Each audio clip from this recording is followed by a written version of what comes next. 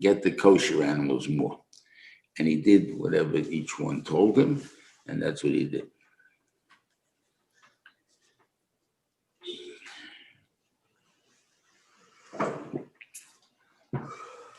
Now, where did all the water come from?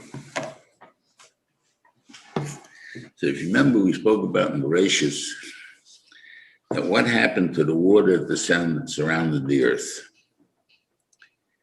The water that surrounded the earth is an awful lot of water because to surround the earth has to be more than the earth itself. So where are you going to put it? You didn't just make the oceans then. Everything was there because you have sweet water and salt water. And obviously everything was there before. So what do you mean it was covered by water? So meaning that water encased this thing, the world as we know it. So now what are you going to do with this water? So he says he put them in the ocean. He put it into a kindness. We were talking about the Atlantic last time. And the truth is it's not the Atlantic. It means Oceanus. But it's not even, that's probably a wrong. No, Oceanus is the right pronunciation. But when we see it in the map, on the map, we're talking about the Greek or Roman name for the ocean, since all the oceans are attached to each other, and we call it Oceanus. I think that's our mistake. It's really Okeanos. And an ocean should be pronounced Okean, not ocean. And it's the hard sea. Now, it's the Sea of Cat, not the Sea of Ocean. And therefore, that's what then now it makes sense. We say we call it Ukainus in the Gemara. So that means what we call the oceans of the world. And therefore, when he put the ice and this is, he froze it and he put it on the poles. So by putting it to poles, they are higher than the water. In other words, the icebergs or the glaciers, whatever you want to call them, are higher than the regular world, than the regular ocean, and what you call global warming or whatever they're afraid of supposedly would melt the glaciers. And because they'll melt like 1% or something, even or 2%, I don't know what the 1 degree means, 2 degrees, all of a sudden Florida disappears. Because Florida has no mountains. I think the highest point in Florida is about 300 feet. So basically, they would disappear because the oceans will flood. That's what teaches by Enish, by Der Enish. I would have said that they had it was colder before them. And the Rebbeinu wanted to flood 1/3 of the world. How did he do it? By melting the glaciers that were there. And all of a sudden, 1/3 of the world disappeared. And the same thing could be if he wants to do more. You're right. That could be a problem. But the Rebbeinu is not going to do that. He's not making a flood in the world. He's not changing the world. The world is there and there. So we don't have to really worry about it. So we have the what do you call it? It's in the oceans now. When Bensham got rid of it after the Mabul took place, the Bensham has to get rid of all this water. Now, I think that's also one of the things they say, that the water of the Mabul was boiling water, hot water. So it would make sense because they had to melt the ice. So they put up there. So you have, and it also tells you got waters cut from the insides of the earth. And Rashi says later on that some he left to come up.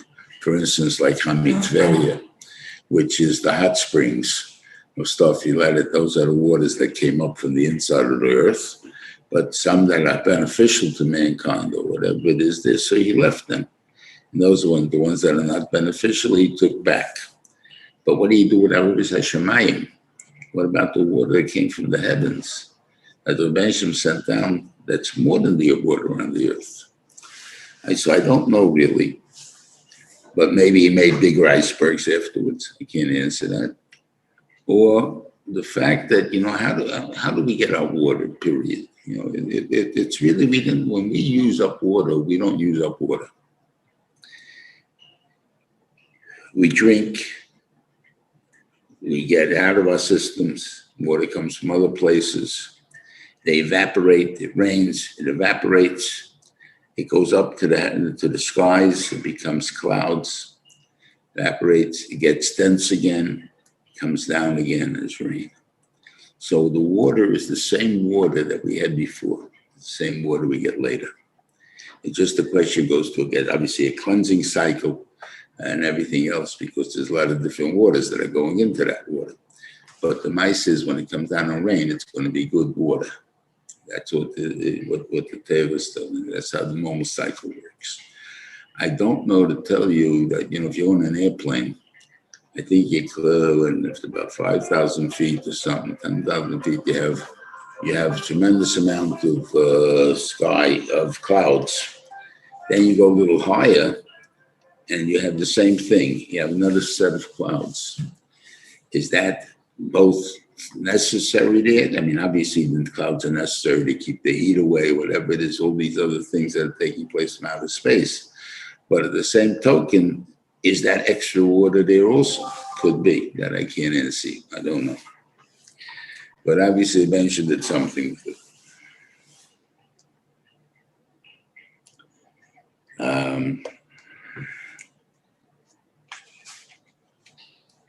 It says over here, Vayave Noach, one of Ishtay, Shebon of Itel, Atev Bnei Me'amah, because of the waters of the Mabul. So Rashi says he was a Maiman, not a Maiman.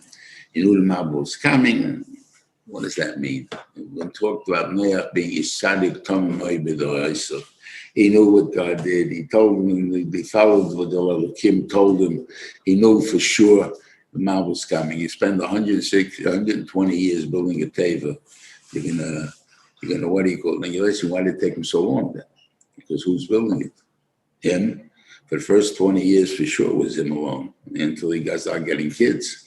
Then he had 3 kids. I don't know until when they started helping me when they're 20. And all of a sudden, he got 4 guys building them. Okay. And they said that was the last 80 years. So maybe that went faster. What tools did he have to be able to do it?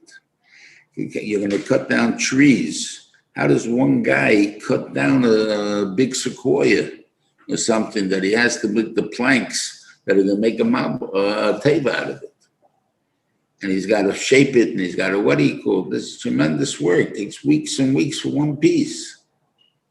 You understand why it took 120 years? Not a big kasha.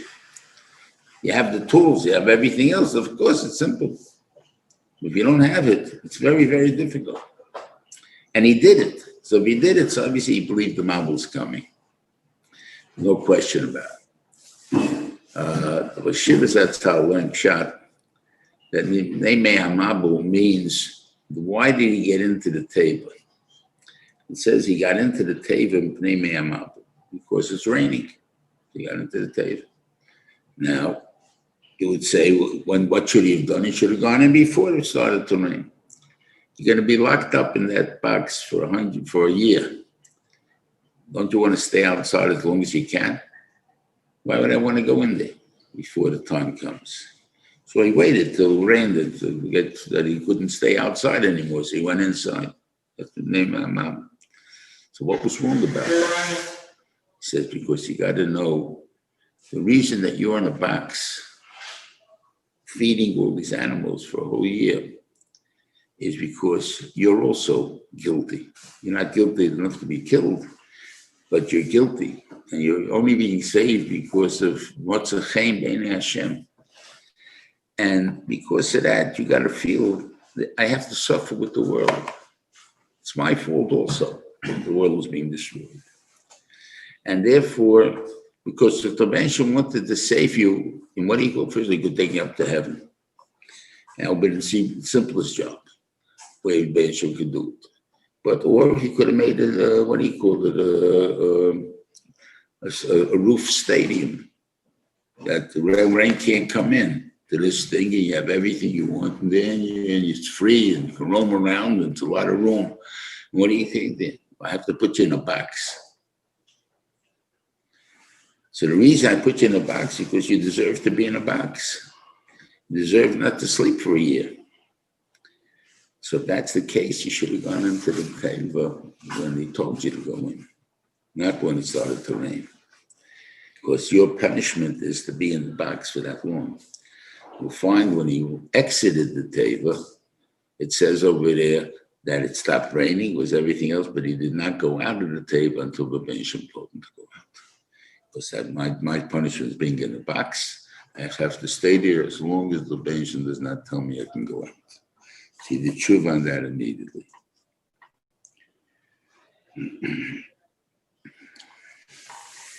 Now, when they finally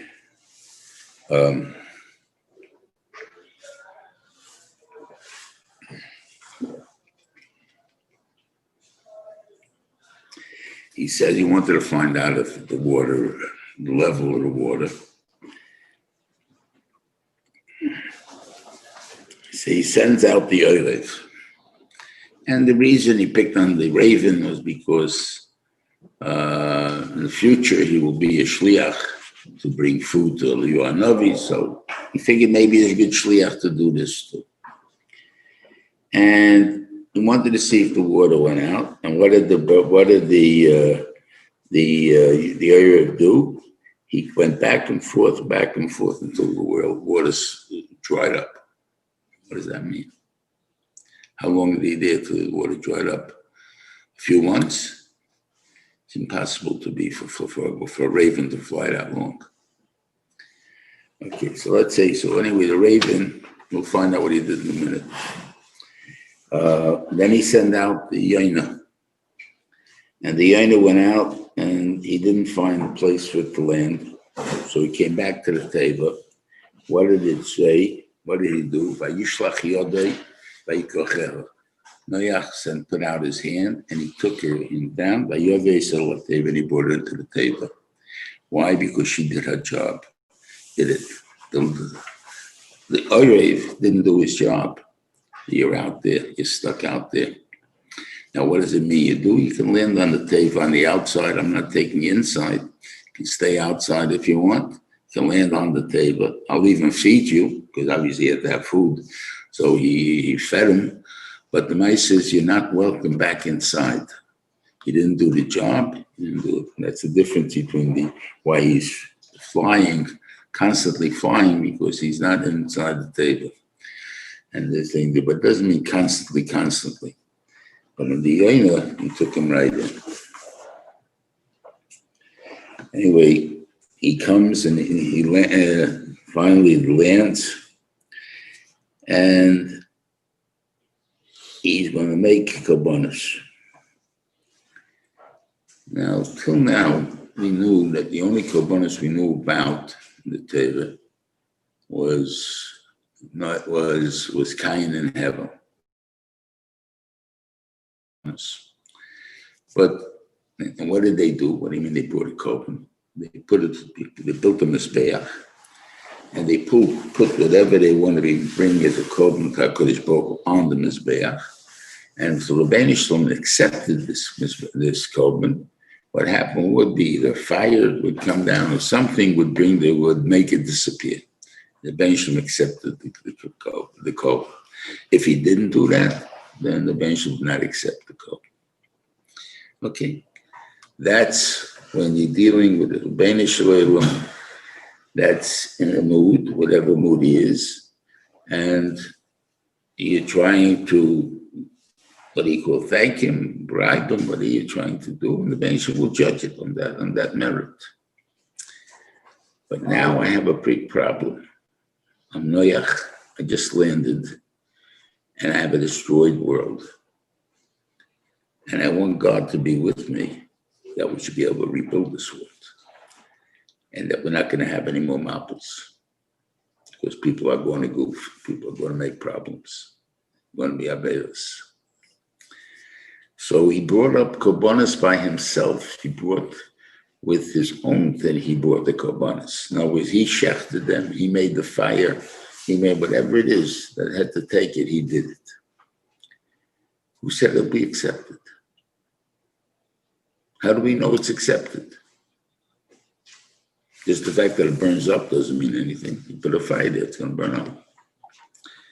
So it says, Vayorach Hashem es reach hanichoyach. Noach was able to create a reich nechoyach. And that's what the Rebbeinu meant. On the other hand, with Klal Yisrael, with the Beis Hamikdash and stuff, and in the Mishkan, what happened? The Rebbeinu sent down a fire first. And with that fire is always on the Mizbeach. And we add 2 pieces of wood every day, to this fire, maybe some more wood if we need it.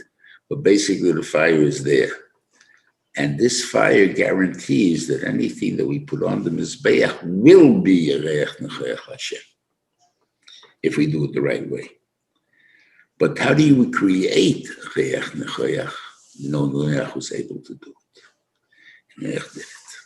So obviously his kavanas, his subjugation to HaKadosh Baruch Hu, whatever we said made Noach a Geshmaka kid, that kid that Nosachein B'nei Hashem, whatever that is, was able to create this Reich Nechoyach. So whatever we're going to criticize, we got to remember, that's how close he was to HaKadosh Baruch Hu.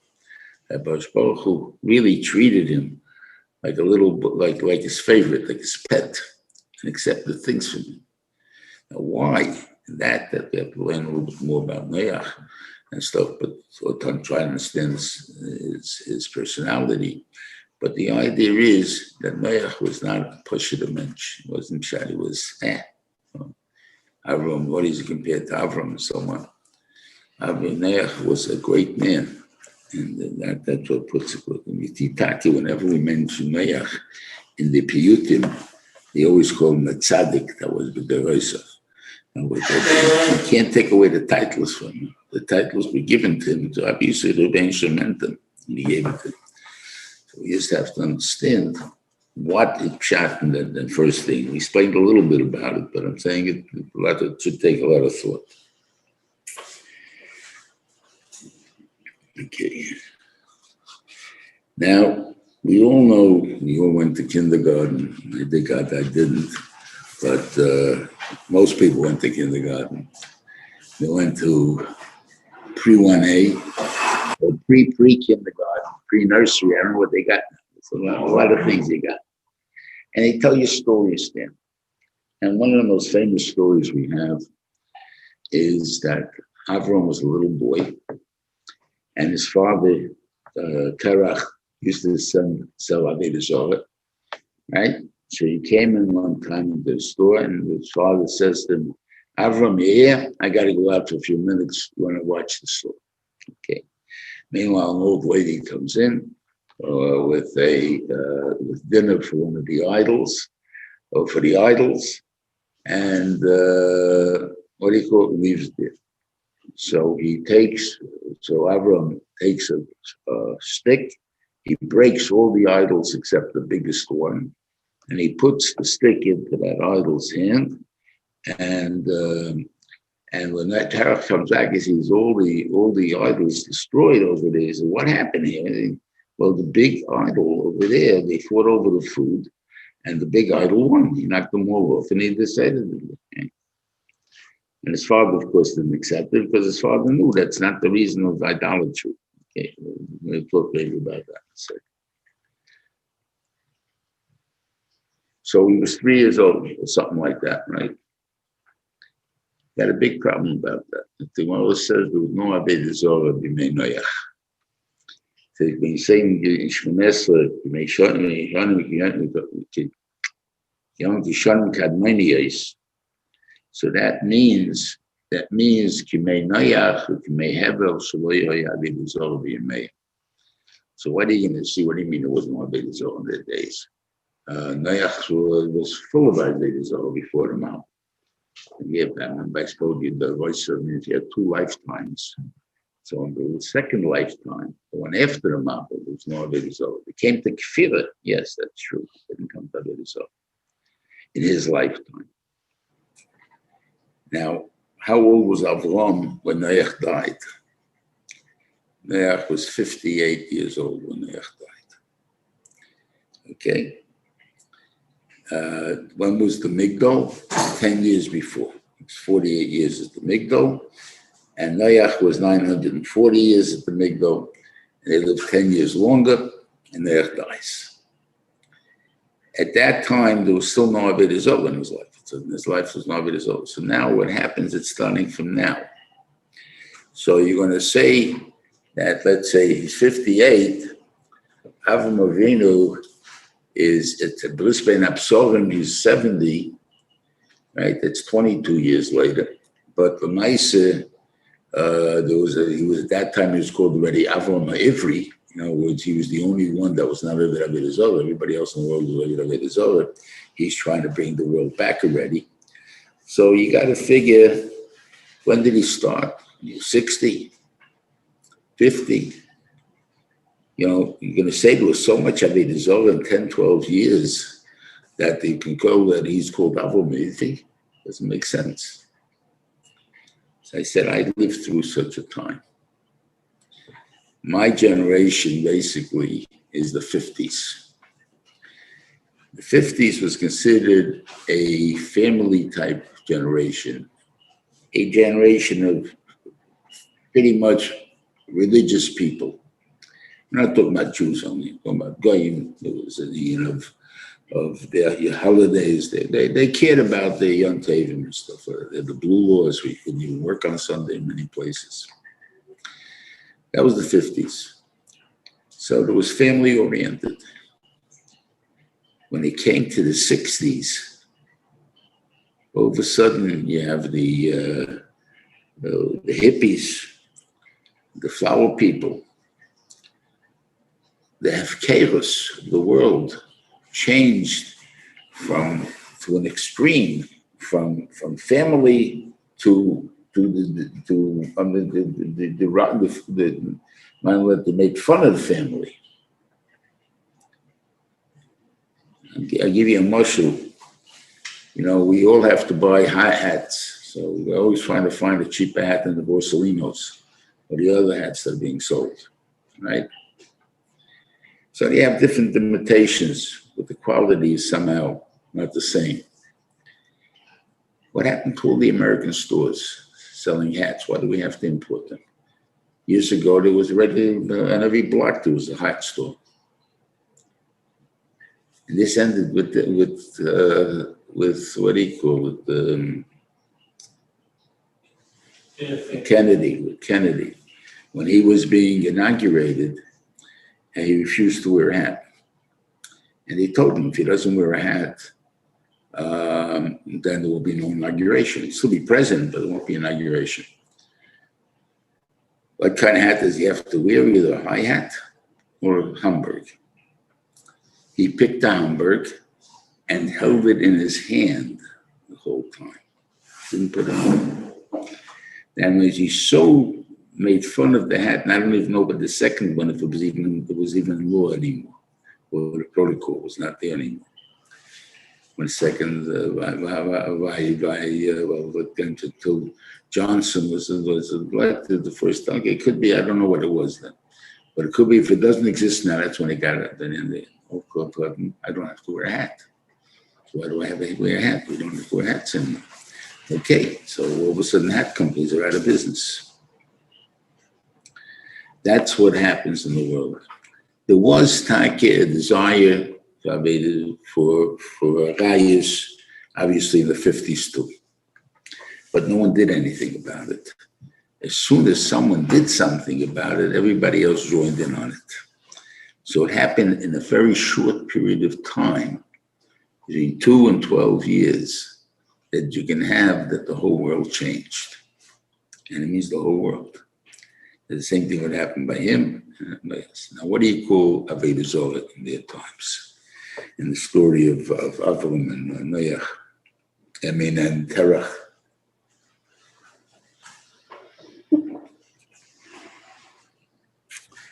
We had in Bereshit about the Avodah Zarah and the Enosh. That was an Avodah Zarah of anybody bigger than me I have to serve. Doesn't mean I believe he created me, but my servitude is to anyone bigger than me. So therefore he served Elohim, he served whatever it is. The Rebbeinu said, I'm the only one. There is no other one to serve. Okay. That's the Rebbeinu saying that. The Avodah Zarah of now was a different type of Avodah Zarah. We coming off a door with no Avodah Zarah. But we have people that we just broke up the world, and they want to have some kind of something to represent what they believe in. And I would assume that Terach, the reason that he was in the idol business was he was an artisan, that they came to him to design whatever they wanted. So they would come to him and they would say, we believe in ecology. We would like you to make some kind of an image that would represent ecology. So I want to put it up in my house. Now, how does he get the kids and the other people in his house to follow ecology? Every morning they go out, we bow down to this thing that represents what we believe in. That's what we bow to, what we believe in. I'm not going to say this is Shaila Halacha because you have to figure out what the difference is, but we'll see if we can in a few minutes. We salute the flag, right? What is the flag? The flag represents us, represents what we believe in. Take a look at the Star Spangled Banner. What does he write? He writes that the flag was still there. I mean, as long as the flag is there, we exist. We are what our ideals are, and so on. It also, you find that the wars when they used to have mainly infantry and a couple of horses, you would have a flag carrier who was usually very well protected because he couldn't carry a sword and stuff. He was too heavy to the flag. But the idea was as soon as when the flag goes down, that's proof that you gave up. As long as the flag is still flying, that means we're fighting. We're still in there. We're still trying to win. And that's why it was so important that flag stayed here. So it's important when we put up some kind of symbol of what we believe in, it's going to be something similar to that. So they put up, instead of a flag, they put up an idol. Right? Do we say that the flag is an Avodah Zarah? I don't think so. Because when we declare it, I pledge allegiance to the flag, the United States, and to the republic for which it stands. I'm not making the flag anything. It's really the republic that we're talking about. But again, we state it. If we don't state it, we'd have a problem. Sometimes people will say, oh, the flag is so important, you have to bow to it or something like that. Flag is nothing. You even allowed to burn it now. And the thing they know, once upon a time, how could you burn the flag of the United States? You're defiling. What am I defiling? It's a piece of material. What am I defiling? But the idea is that people have buried into their mind that this is the concept. This is the country, what it represents. That's the case. It's holy. You can't touch it. That's where getting into the Avodah Zarah part. And you have to think about it a little bit. But if I just represent, the thing is, I like the democracy that we have in the United States. We like our freedom that we got, the ability that they gave us to be successful in life and to actually to create things. And what do you call it? It is a very big thank you that we have, and I salute the flag. But that's all I'm doing, is saluting the flag. It's not my God, it's nothing else in this day. This is the part that people really have to understand. Okay. It's interesting, another thing, it talks about Tzedra ends with Avram, the birth of Avram, and it says that that Haman was killed in Ur Kasdim. In other words, he died in Ur Kasdim, and the Medrash is that what happened was that after this Maisa we spoke about before, that Avram broke the Avodah Zarah. So somehow Terach was complaining to Nimrod about it. And Nimrod, I don't think he went to tell him to turn him in, but I think he was complaining. He was the South Tzva of Nimrod. So he was a very important man by Nimrod, Terach. And therefore, he was telling him, I got a son that he really don't believe in what we believe in. He's a troublemaker, but, I like him, but he's a troublemaker. So he says, kill him. Me kill my son? He comes a wonderful guy. No, I'm going to take care of him. Don't worry about it. Goes down, arrests him, comes in and throws him into the Kibshan Eish. And guess what? Nothing happens to him. Right? So he has a brother there that was always on the, I'm with Avram, I'm not with Avram. He saw this happen. So immediately, when Nimrod says to him, what about you, Avram? What do you believe in? Oh, I also believe in God. Throw him in the fire. Throws him in the fire and he dies. So how come Avram didn't and Terach and Haran did?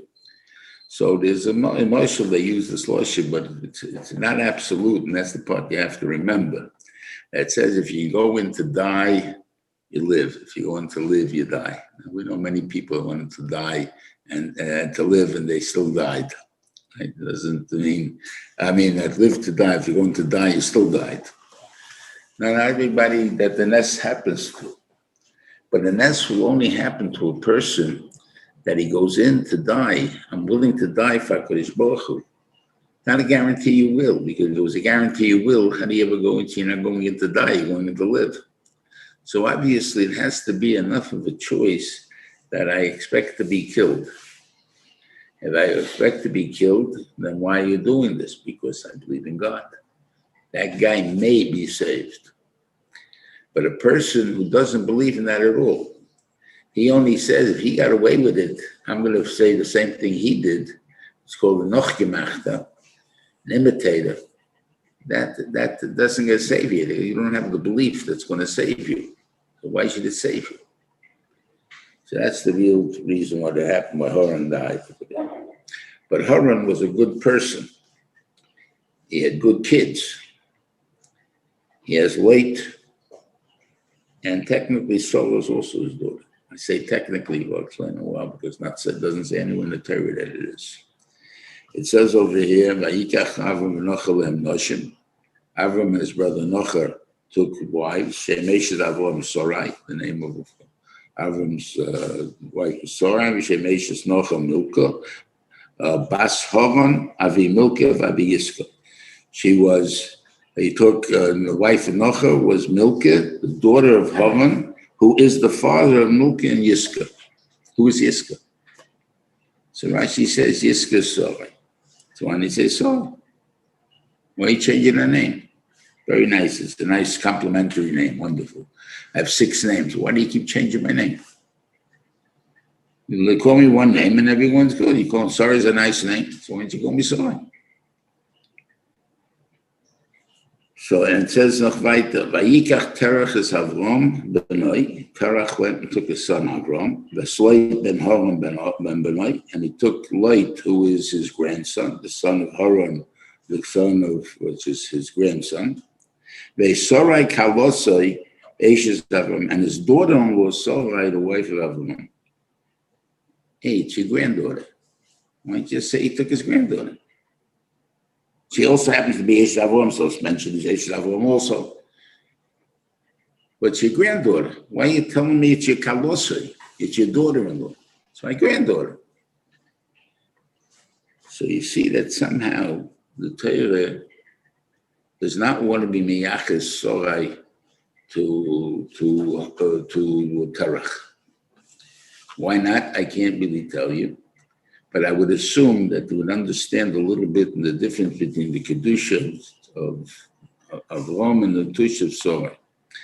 Sarai, we see later in Haslech that she was a bigger Neviah,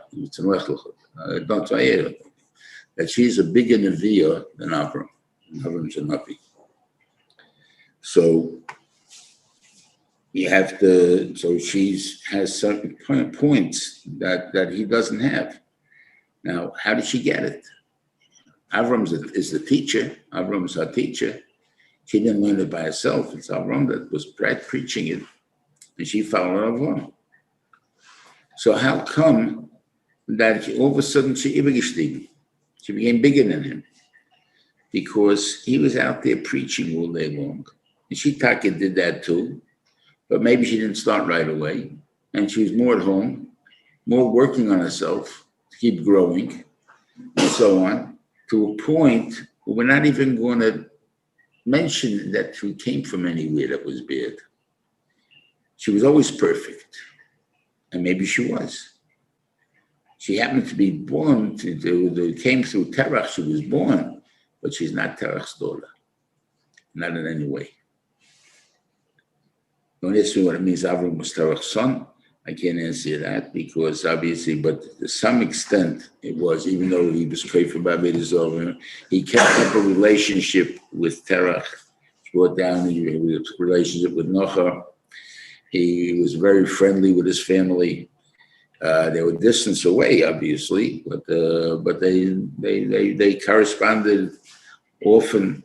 They knew everything was happening to one to the other, and they were like a family. They just live in two different areas. But you don't find that Saul was part of that family. How did Avram do it? We'll have to talk about maybe in the latest sedus that talk about Avram already in those in Yonim. How come he did maintain this relationship and so on. But obviously the Torah's even one doesn't want the people to think that he didn't have a relationship. And it says, why did he put down that Terach died 25 years here? Terach was alive for a long, long time. After Avram came by the Brisbane Absorim, he came home. He was living by by Terach or in Haran at the same time. Terach was still alive, and so on. It's all fitted in the 25 years. It seems to say we're now going into Avram after Terach died. So people should not say that Avram deserted Terach. No, wait, you have a father, an old man. Why are you leaving? So obviously it was an Indian to say, if it was a Rosh Hashanah that we would see it clearly, then obviously why are you leaving? Then we have no question why you left. But if he has some goodness in him, so why did he leave? That was the point that's brought out here. Anyway, so this we end off of Noach into the next part, coming into what Klal Yisrael starts with Odom Rishon, what the perfect human being should be, and the failure of him attaining it.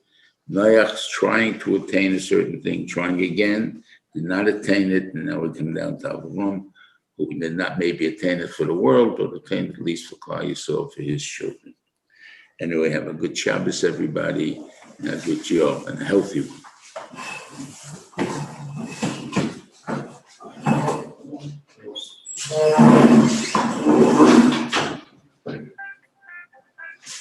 Stop there.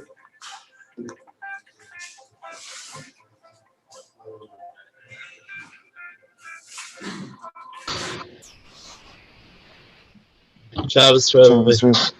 Good Shabbos, Rabbi.